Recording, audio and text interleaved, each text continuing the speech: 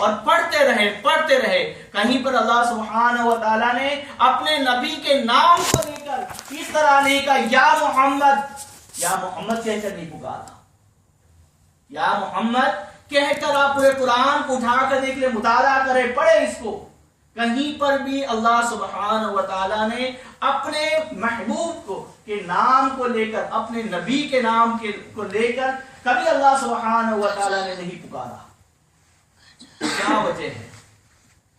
اللہ سبحانہ و تعالیٰ ہمیں سکھا رہا ہے, طرز ادب سکھا رہا ہے کہ لوگوں ان نبی اکرم کو, حضور صلی اللہ علیہ وآلہ وسلم کی ذات گرامی کو جس طرح آپس میں پکارتے ہو, کیا آپس میں ایک دوسرے کو نام لے کر پکارتے ہو؟ اس طرح نہ پکارا کرو. ارے میں ان کا رب ہو کر کبھی یا محمد نہیں کہتا تو تمہیں کیا مجال کہ تم اپنے نبی کو جس پر ایمان لاتے ہو, جس نبی کا کلمہ پڑھتے ہو, اسے یا محمد کہہ کے پکارو. آپ کے باپ کا بھی تو نام ہے نا, سب کے باپ کا نام ہے نا, سمجھے؟ آپ کے بھی باپ کا نام ہے, میرے بھی باپ کا نام ہے, مگر کوئی مائی کا لال آج تک اپنے باپ کو باپ کے نام لے کر کیوں نہیں پکارتا؟ اس کا نام ہے, اس کو حق ہے کہ وہ پکارے. مگر کوئی بیٹا اپنے باپ کے نام کو لے کر کبھی اسے نہیں پکارتا. ایگزامپل, کسی کے باپ کا نام اسماعیل ہے تو نہیں کہتا اے اسماعیل ادھر آ, اسے والد کہہ کے پکارتا ہے, اسے ڈیڈی کہہ کر پکارتا ہے, اسے باپ کہہ کر پکارتا ہے. تو جب دنیا میں ہم ایک دوسرے کو پکارے, ہم جس سوسائٹی میں رہے, ارے جس باپ نے ہمیں پیدا کیا, جس کے ذریعے ہم اس دنیا میں آئے, اس کی تعظیم کی وجہ سے ہم کبھی اس کا نام لے کر نہ پکارے تو ہم اس نبی کو کیسے پکارے کہ جس نبی کے صدقے میں ہمیں ایمان ملا, ہمیں دین ملا, ہمیں اسلام ملا, ہمیں قرآن جیسی نعمت ملی, ہمیں نماز جیسے احکامات ملے, ہمیں شریعت مطہرہ ملی. ارے اس نبی کو نام لے کر اور اپنی طرح بشر کہہ کے پکارے کیسے کہ جس نبی کے صدقے میں آج ہم اس دنیا میں جی رہے ہیں. ارے اس نبی کے صدقے میں اللہ ہمیں اپنی رحمت عطا فرما رہا ہے. اس نبی کو کیسے ہم کہتے کہ یا ایھا البشر, ہم کیسے تصور کر لیں کہ حضور ہماری طرح ہے؟ اب ایک بات یہ سمجھ میں آئی, اور دوسری بات یہ ہے کہ اللہ نے اپنے محبوب کو حکم دیا بشر کہنے کا, تو کس کے لیے کہا ہے, کس سے گفتگو کے وقت کہا ہے؟ اللہ سبحانہ و تعالیٰ نے حضور کو حکم دیا کہ محبوب آپ فرما دیجئے کہ میں تمہاری طرح بشر ہوں. ابھی کلام کس سے تھا؟ کیا کلام کے وقت کو, جسے کلام ہو رہا ہے اسے بھی سمجھنا ہوگا. ایسا ہی نہیں کہ جس بس میں نے آج بات کر لی ابھی آپ سے, اور آپ کسی بات کو لے کر ہر جگہ ایک بنا دیں. آگے پیچھے ہوتا ہے کہ میں کسے خطاب کر رہا ہوں, کیا میرا خطاب آپ لوگوں سے ہے, اور پھر آپ یہی بات کو لے کر دوسرے کے لیے بھی آپ چسپاں کر, ایسا تو نہیں ہوگا. ابھی اس وقت بات کیا ہے, کس وجہ سے میں یہ بات کر رہا ہوں؟ تو حضور صلی اللہ علیہ وآلہ وسلم جب اس طرح کی غیب کی باتیں بتانے لگے, کیا اصحاب کہف کے حوالے سے بیان کیا, جب حضور سے پوچھا گیا حضور نے تفصیل احکامات سنا دیے. جب حضرت موسیٰ علیہ السلام خضر کے بارے میں پوچھا تو حضور نے انہیں قرآن پڑھ کر سنا دیا, ان پر جو وحی کا نزول ہوا اس کو پڑھ کر سنا دیا. ارے جب ذوالقرنین کے بارے میں پوچھا حضور نے تفصیلی گفتگو فرما دی. اس طرح کی غیب کی باتیں جب حضور صلی اللہ علیہ وآلہ وسلم نے بیان فرما دی تو اللہ سبحانہ و تعالیٰ فرماتا ہے محبوب, جب تم اس طرح کی غیب کی باتیں بتاتے ہو, جب تم اس طرح کی تفصیلی گفتگو کرتے ہو جو آپ کے زمانے میں نہیں ہوئی, برسوں گزر گئے, صدیاں گزر گئی, اس وقت کے واقعات آپ اس وقت بتا رہے ہو, تو تمہارا اس طرح بیان کرنا کہیں ان کے لیے آزمائش نہ ہو جائے. آزمائش کس بات کی کہ کہیں محبوب وہ تمہیں خدا نہ سمجھ بیٹھے. کیا کہیں وہ تمہیں خدا نہ سمجھ بیٹھے, کہیں وہ تمہیں خدا کا بیٹا نہ سمجھ بیٹھے. اب آپ کو بتاؤں کہ اللہ سبحانہ و تعالیٰ نے حضرت عیسیٰ علیہ السلام اور حضرت عزیر علیہ السلام کو معجزات عطا فرمائے. اب آپ کو گن کے بتاؤں کہ ان کے معجزات کیا تھے. حضرت عزیر علیہ السلام کا معجزہ یہ تھا کہ جب بخت و نصر نے بیت المقدس کی آبادی کو ڈال دیا، ان کو نیست و نابود کر دیا، تو حضرت عزیر علیہ السلام بچ گئے تھے۔ تو آپ نے جب بیت المقدس کے حالات کو دیکھا، بستی ٹوٹی ہوئی ہے، ویران ہو گئی، تباہ ہو گئی، تو اللہ کی بارگاہ میں عرض کی کہ مولا اس بستی کو تو کیسے جیسی تھی ویسے بنائے گا، کیسے بنائے گا؟ اللہ سبحانہ و تعالی نے فرمایا یہ ہمارا کام ہے کیا کہ ہم اس بستی کو جو پہلے تھی اسے بھی اچھی بنا دیں، کیا اسے بھی اچھی بنا دیں۔ تب عزیر علیہ السلام نے جب اللہ کی بارگاہ کی عرض کی تو اللہ سبحانہ و تعالی نے ان پر موت ڈال دی، کیا ان پر موت ڈال دی۔ اب موت ڈالے تو کتنے ٹائم تک؟ 1 سینچری تک، 100 سال تک حضرت عزیر علیہ السلام پر اللہ نے موت واقع فرما دی۔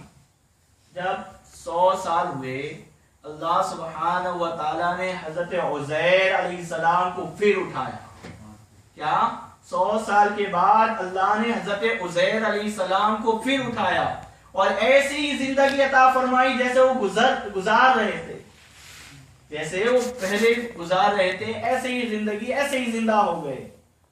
تو جب حضرت عزیر علیہ السلام اپنی قوم کے پاس آئے، اپنے امتیوں کے پاس آئے، تو کہا کہ میں عزیر ہوں، کیا میں عزیر جو نبی تھے وہ میں ہوں۔ تو اب لوگوں نے کہا کہ ان کے انتقال کے ہوئے بولے تو 100 سال گزر گئے، کیا ان کو انتقال ہوئے، ان کا پتہ ہی نہیں 100 سال سے، تو وہ ابھی کہاں ہوں گے؟ اب لوگوں نے کہا میں وہی عزیر ہوں، اللہ نے مجھے 100 سال کے بعد واپس زندہ فرمایا۔ تو ان لوگوں نے بطور امتحان ان پر جو کتاب نازل ہوئی تھی اس وقت جو پڑھی جا رہی تھی، کہا کہ عزیر کے بارے میں یہ مشہور تھا کہ انہیں وہ کتاب یاد تھی، تو وہ لوگ کتاب لائے اور کہا ان کے بارے اس کتاب کے بارے میں پوچھنے لگے کہ آپ ہمیں یہاں سے پڑھ کر سناؤ، وہاں سے پڑھ کر سناؤ۔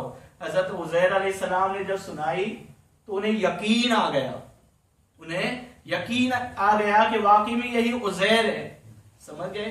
تو جب حضرت عزیر علیہ السلام کا یہ معجزہ دیکھا تو اس وقت جو یہودی تھے، جو جیوس تھے، وہ کیا گمراہ ہو گئے، کیا گمراہ ہو گئے، اور ان کا یہ معجزہ دیکھ کر انہیں خدا سمجھ بیٹھے، انہیں خدا پکارنے لگے، ان کا یہ معجزہ دیکھ کر انہیں خدا پکارنے لگے۔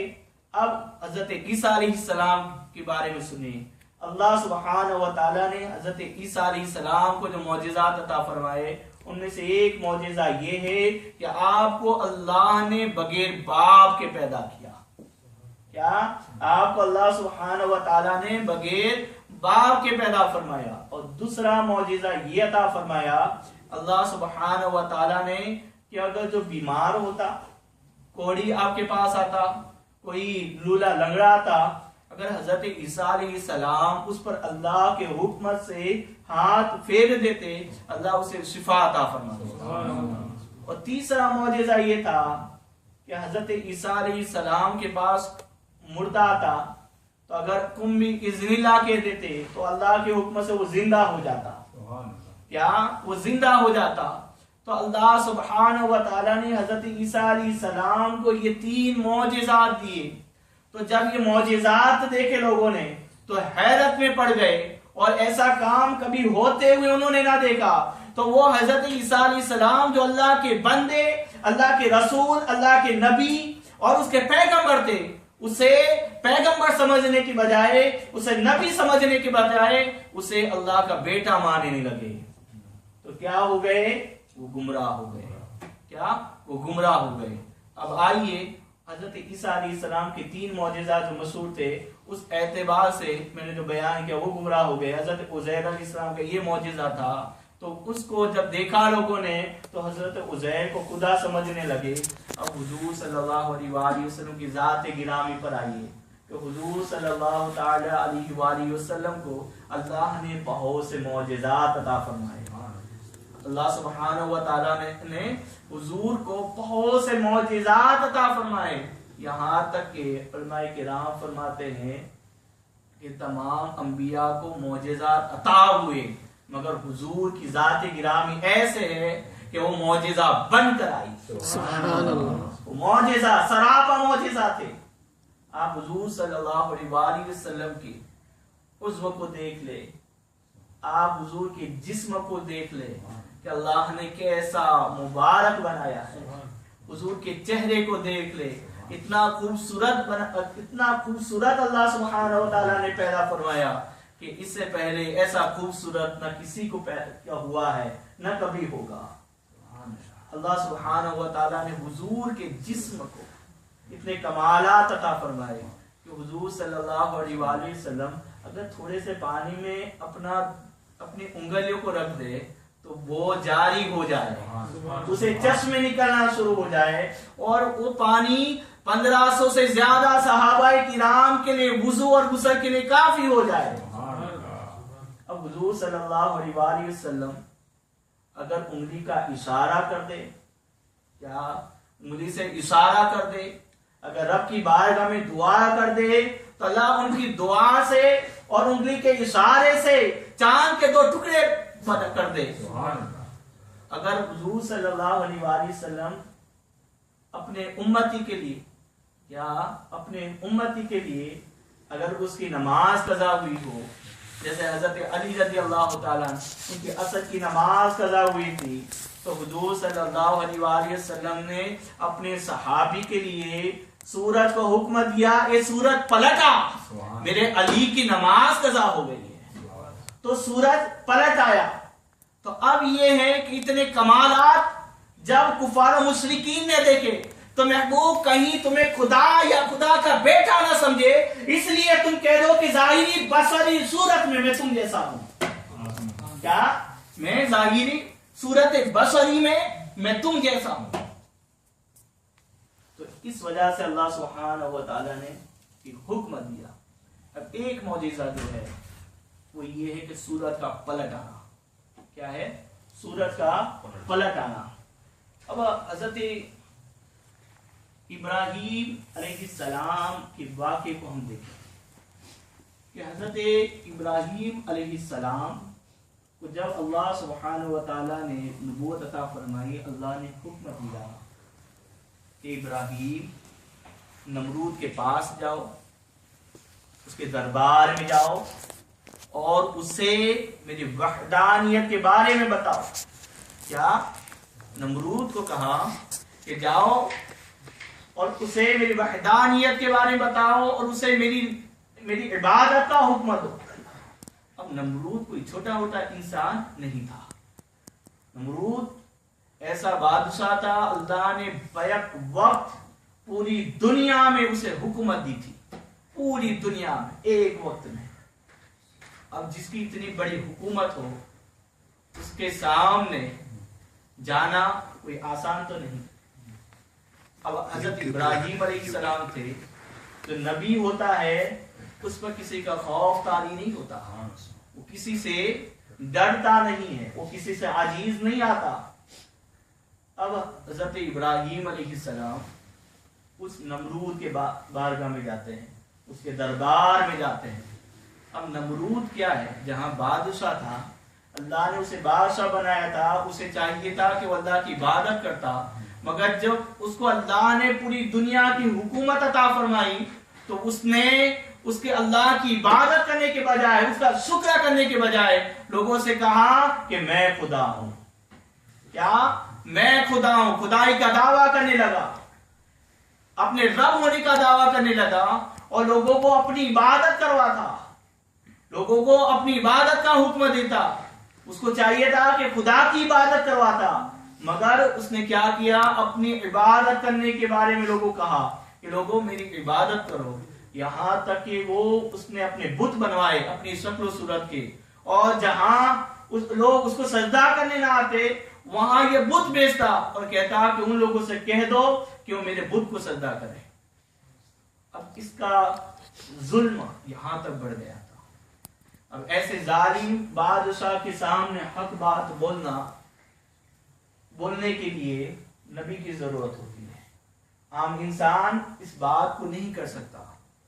اب حضرت ابراہیم علیہ السلام نمرود کی بارگاہ میں گئے اور کہا اے نمرود تو خدائی کا دعویٰ کر رہا ہے, تو رب ہونے کا دعویٰ کر رہا ہے. رب وہ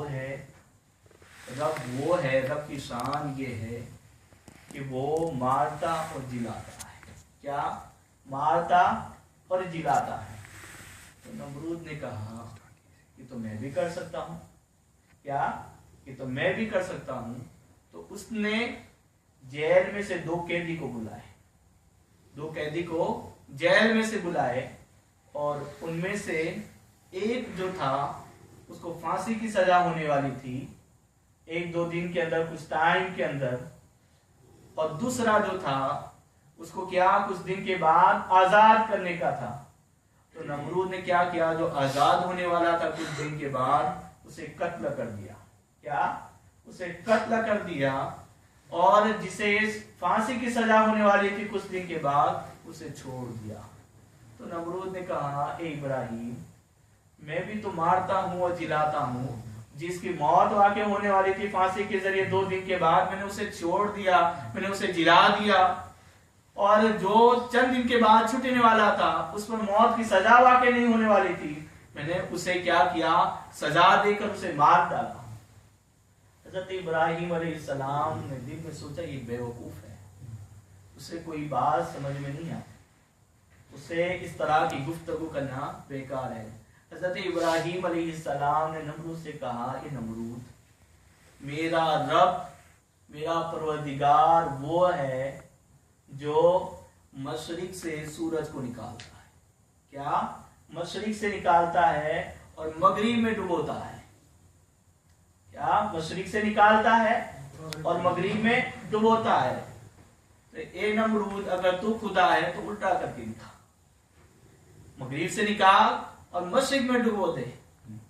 تو جب حضرت موسیٰ علیہ السلام یہ بات پیش کی, یہ چیلنج دیا, تو نمرود ہکا بکا رہ گیا اور اسے کوئی بات نہ بن پڑی, وہ اس کام کو نہ کر سکا. اسے اپنے جھوٹے ہونے کا یقین ہو گیا کہ, اور وہ اس بات سے عاجز آ گیا. اب یہ بات جو ہے حضرت موسیٰ علیہ السلام نے نمرود سے کہی کہ خدا وہ ہے جو مشرق سے نکالتا ہے تو مغرب میں ڈبوتا ہے, تو مغرب سے نکال اور مشرق میں ڈبو. تو حضرت ابراہیم علیہ السلام کی دلیل کے اعتبار سے اگر وہ مغرب سے نکالتا تو یہ کیا ہوتا کہ خدائی کا دعویٰ اس کا کرنا صحیح ہوتا. کیا اس کا خدائی کا دعویٰ کرنا صحیح ہوتا, اور اس کا مشرق میں ڈبونا یہ خدائی کا دعویٰ کرنے کے لیے صحیح ہوتا. مگر حضرت ابراہیم علیہ السلام کو یہ بات معلوم تھی یہ جھوٹا ہے, اور اللہ نے اسے ایسے اختیارات نہیں دیے. کیا اسے ایسے اختیارات نہیں دیے. اب آئیے حضور صلی اللہ علیہ وآلہ وسلم کی ذات گرامی ہے, جنگ خیبر کا واقعہ ہے. خیبر سے واپسی کے وقت مقام صحبہ پر حضرت علی رضی اللہ تعالیٰ عنہ کی زانوں پر حضور صلی اللہ علیہ وآلہ وسلم عصر کی نماز پڑھ کر آرام فرمائے, اور ابھی حضرت علی نے عصر کی نماز ادا نہیں کی. کیا عصر کی نماز ادا نہیں کی, اور حضرت علی رضی اللہ تعالیٰ دیکھ رہے ہیں کہ سورج ڈوب رہا ہے, سورج غروب ہو رہا ہے, مگر حضرت علی رضی اللہ تعالیٰ حضور کے ادب و احترام کی وجہ سے کوئی خلل نہ ہو نیند میں, اس وجہ سے اپنی نماز کی فکر کرنے کے بجائے حضور کے آرام کی فکر کر رہے ہیں, اور اپنی نماز کو قضا ہونے کے لیے قربان کر رہے ہیں. اپنی عصر کی نماز کو سمجھو کہ حضور صلی اللہ علیہ وآلہ وسلم کی ذات گرامی کی وجہ سے, قضا ہونے کی وجہ سے کوئی فکر نہیں کر رہے. اور جب حضور صلی اللہ علیہ وآلہ وسلم بیدار ہوئے غروب آفتاب کے بعد, سورج کے غروب ہونے کے بعد جب بیدار ہوئے تو حضرت علی رضی اللہ تعالیٰ عنہ کی یا رسول اللہ میری نماز قضا ہو گئی ہے. کیا میری نماز قضا ہو گئی ہے. تو حضور صلی اللہ علیہ وآلہ وسلم زبان حال سے سنیے, اے علی تم اسے قضا کرنا چاہتے ہو یا ادا. قضا کرنا چاہتے ہو یا ادا؟ حضرت علی تھے نا، کوئی بد مذہب تو نہیں تھے، کوئی آج کل کے کوئی ملا تو نہیں تھے۔ حضور صلی اللہ علیہ وآلہ وسلم سے حضرت علی کی محبت دیکھیے اور اپنے نبی کے اختیارات کو کیسے سمجھتے ہیں اور کیسے جانتے ہیں۔ حضور صلی اللہ علیہ وآلہ وسلم کی بارگاہ میں حضرت علی عز گزار ہوتے، یا رسول اللہ اگر ادا ہو جائے تو زیادہ بہتر ہے، کیا ادا ہو جائے تو زیادہ بہتر ہے۔ تو حضور صلی اللہ علیہ وآلہ وسلم نے ڈوبے ہوئی سورج کو حکم دیا، اے سورج پلٹا، میرے علی نے ابھی عصر کی نماز ادا نہیں کی۔ کیا میرے علی نے ابھی عصر کی نماز ادا نہیں کی۔ سورج پلٹ آیا اور حضور نے حکم دیا، علی عصر کی نماز ادا کر لو، کیا عصر کی نماز ادا کر لو۔ حضرت علی رضی اللہ تعالیٰ نے عصر کی نماز ادا کر لی۔ اب دیکھیے کہ پوری دنیا جو ہے وہ سورج کو دیکھ کر کام کرتی ہے کہ سورج ڈوب رہا ہے، اتنے تک پہنچا، وہ اس طرح کام کر رہے ہیں، مگر حضور صلی اللہ علیہ وآلہ وسلم کی ذات گرامی کو دیکھتے کہ سورج کو، آفتاب کو حکم دیا، اے آفتاب، اے سورج، تو اب اپنی مرضی سے نہیں چلے گا، اب علی کی مرضی سے چلے گا۔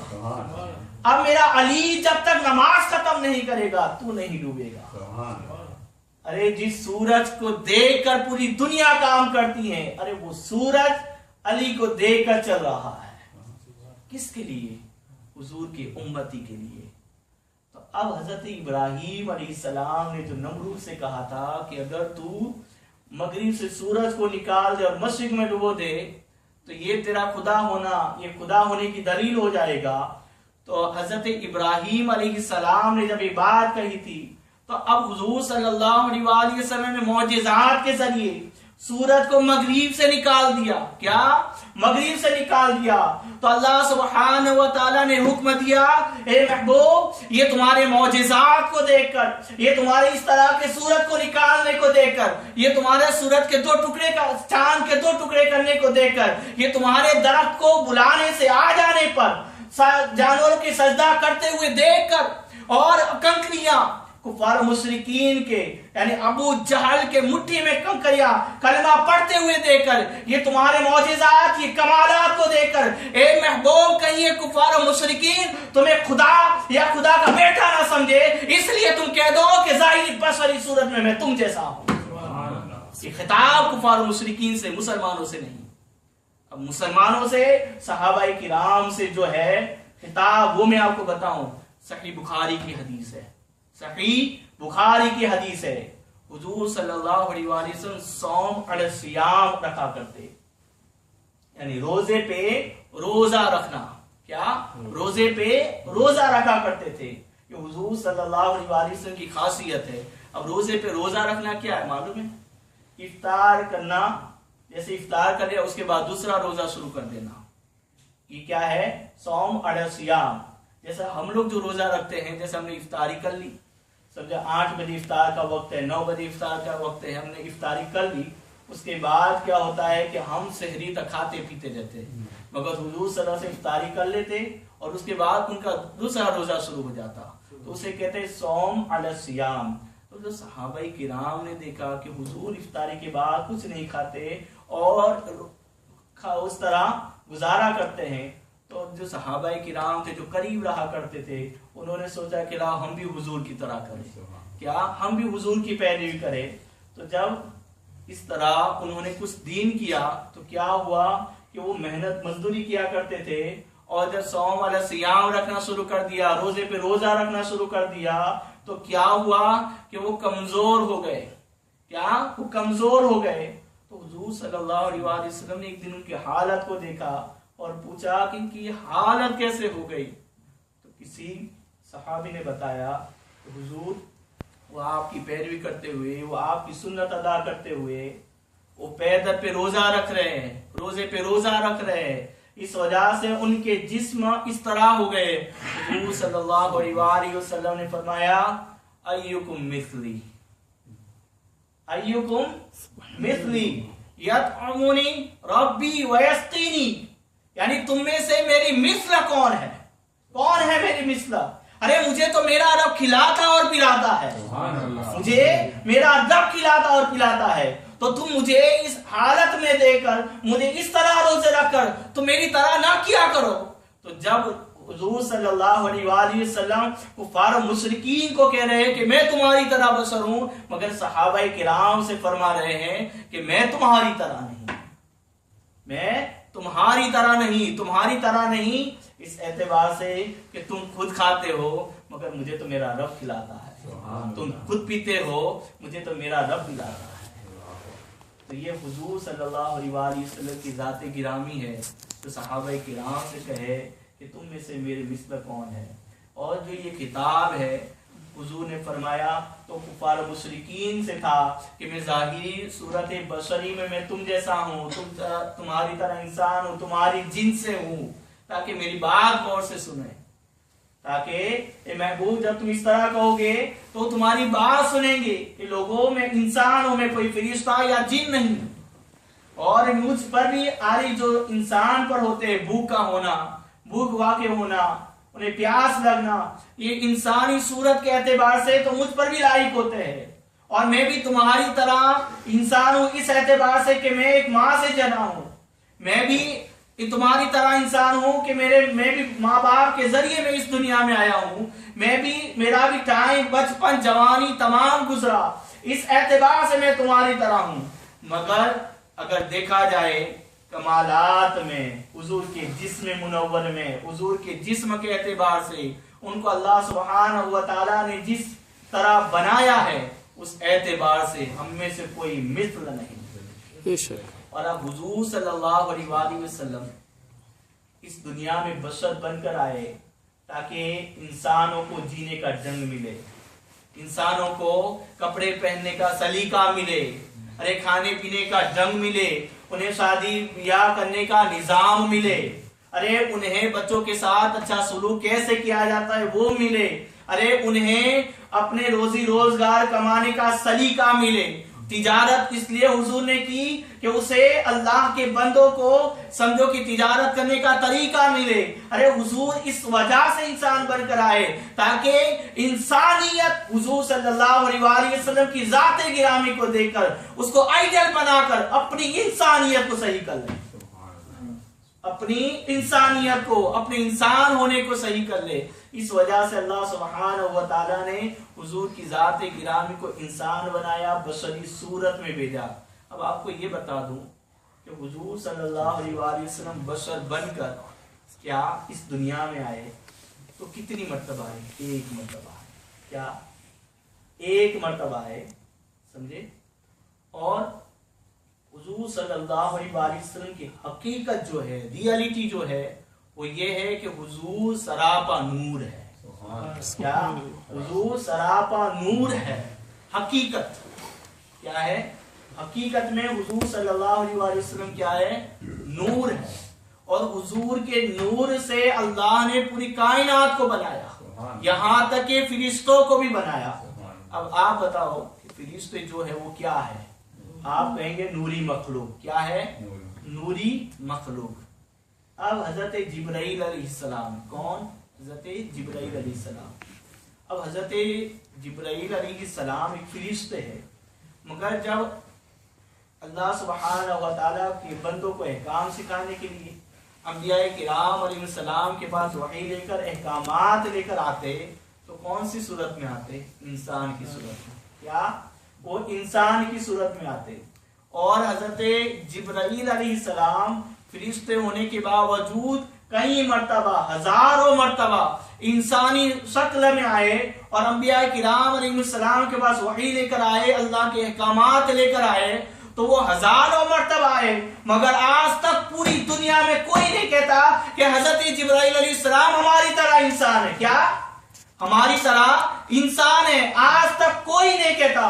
پوری دنیا، پوری انسانیت، تمام جو اپنے آپ کو مسلمان کہہ رہے ہو یا کوئی بھی ہو، حضرت جبرائیل علیہ السلام کو نوری مخلوق کہتا ہے، فرشتہ کہتا ہے۔ हुजूर सल्लल्लाहु अलैहि वसल्लम की बारगाह में कई मर्तबा हजरत जिब्राइल इंसानी सूरत में आए तो वो इस तरह आए कई मर्तबा, तो नूरी मखलूक होने के बावजूद जब बशरियत में आए तो वो कभी बशर नहीं हुए। तो हुजूर सल्लल्लाहु अलैहि वसल्लम सरापा नूर, अरे जिनके सदके में, जिनके नूर से अल्लाह सुब्हानहू व तआला ने फरिश्तों को नूरी मखलूक बनाया, अरे वो एक मर्तबा आए तो हमारी तरह बशर कैसे होगा? एक मर्तबा, अल्लाहु अकबर, या रसूल अल्लाह। वो एक मर्तबा है हुजूर की जात गिरामी हमारे पास बशर बनकर, तो वो जब हमारे पास आए एक मर्तबा आए, इस तरह जो ओरिजिनलिटी जो है, हकीकत जो है, वो हुजूर सल्लल्लाहु अलैहि वसल्लम की नूर है। मगर हमारी हिदायत के लिए हमें सही रास्ता मिले, हम सही रास्ते पे चले, इस वजह से हुजूर सल्लल्लाहु अलैहि वसल्लम नूरी बशर बनकर, यानी नूर बनकर आए। अब एक आपको नुक्ता समझा दो कि हुजूर सल्लल्लाहु अलैहि वसल्लम नूरी भी है और बशरी भी है। क्या? नूरी भी है और बशरी भी है। नूरी इसलिए है कि अल्लाह से रहमत हासिल करते हैं, क्या? अल्लाह से इनामात हासिल करते हैं, अल्लाह से हमारे लिए अहकामात हासिल करते हैं। और बशरी है इसलिए कि ताकि हम बशर हैं तो हम हुजूर की जात गिरामी से फायदा उठा सके, हम उससे फैज हासिल कर सके। अरे नूरी इसलिए है कि अल्लाह से लेते हैं, और बशर इसलिए है कि वो हमें अता फरमाते हैं। बशर इसलिए है, अरे फायदा हमारा है। और आज जो दुनिया में कह दे कि वो हमारे बड़े भाई की तरह है, वो हमारी तरह इंसान है, ये कैसे मुमकिन है? अगर हम बात करेंगे लंबा टॉपिक हो जाएगा। इसी पर इख्तिताम करते अल्लाह सुब्हानहू व तआला हम सबको सही मानों में कुरान और हदीस को समझने की तौफीक रफीक अता फरमाए। इसका तर्जुमा सुन कुल इन्नमा अना बशरुम मिस्लुकुम युहा इलैया अन्नमा इलाहुकुम इलाहुन वाहिद। तुम फरमाओ जाहिर सूरत बशरी में तो मैं तुम जैसा हूं, मुझे वही आती है कि तुम्हारा माबूद एक ही माबूद है। अमन कान यरजू लिका रब्बी फलयअमल अमलन सालिहन वला युशरिक बिइबादति रब्बिही अहदा। तो जिसे अपने रब से मिलने की उम्मीद हो उसे चाहिए कि नेक काम करे। चाहते हो रब से मिलना, रब से मुलाकात करने, तो उसे चाहिए कि अच्छे काम करे, अच्छे अमल करे, और अच्छे अमल करे और क्या करता रहे, वला युशरिक बिइबादति रब्बिही अहदा, और अपने रब की बंदगी में किसी को शरीक ना करे।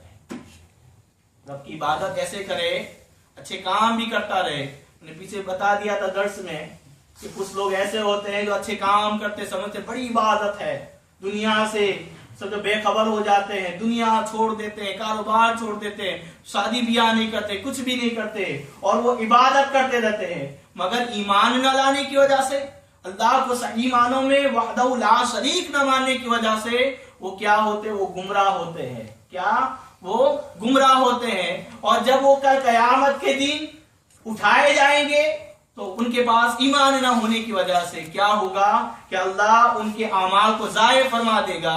और जो ईमान लाए और अच्छे अमल किए, अमलन सालिहन, अच्छे अमल किए और अल्लाह के साथ शरीक नहीं करेंगे, तो अल्लाह सुब्हानहू व तआला उन्हें अपनी मुलाकात से